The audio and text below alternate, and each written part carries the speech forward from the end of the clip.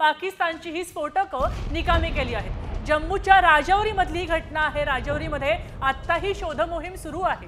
काही स्फोटकं भारताने निकामी केली आहेत। भारतीय सैन्यानं व्हिडिओ जाहीर केला आहे आणि या व्हिडिओमध्ये आपण पाहू शकतोय की मोठ्या प्रमाणात स्फोट होत आहेत। भारतानं पाकिस्तानची ही स्फोटकं आहेत ती संपूर्णपणे निकामी केली आहेत। जम्मू आणि काश्मीरमध्ये नागरी वस्त्यांवर पाकचे हल्ले अजूनही सुरू आहेत, मात्र आता भारताने त्याला चोख प्रत्युत्तर देत ही स्फोटकं नष्ट केली आहेत। अजूनही राजौरीमध्ये स्फोटकांसाठी शोध मोहीम सुरू आहे। अजूनही काही स्फोटके सापडतायत का याकडे भारताचं संपूर्णपणे लक्ष आहे।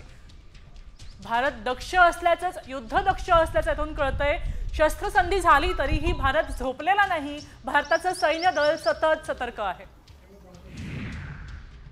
आपण पाहू शकतोय पाकिस्तानमध्ये 4.6 रिश्टर स्केलचा मोठा भूकंप झालेला आहे। भूकंपाच्या धक्क्यानं पाकिस्तान हादरलंय। आपण पाहू शकतोय गेले काही महिने पाकिस्तानमध्ये भूकंप होत आहेत। दरम्यान अणुचाचणीच्या वेळी सुद्धा भूकंप होत असतात। पाकिस्तान कोणत्याही प्रकारची चाचणी करू पाहतोय का हा मुद्दा पुढे उपस्थित होतोय। पाकिस्तानमध्ये आता या घडीला 4.6 रिश्टर स्केलचा भूकंप झालेला आहे। पाकिस्तानमधला भूकंप ही अत्यंत महत्त्वाची गोष्ट आहे। पाकिस्तानमध्ये गेल्या 4-5 महिन्यामध्ये हे भूकंप का होत आहेत हा प्रश्न उपस्थित होतोय। आपण पाहू शकतोय की पाकिस्तानमध्ये 4.6 रिश्टर स्केलचा छोटासा भूकंप झालेला आहे, मात्र हे धक्के साधे नाहीयेत। यामागे काही कारणं असू शकतात। ती कारणं कोणती असतील हे पाहणं महत्त्वाचं ठरतंय।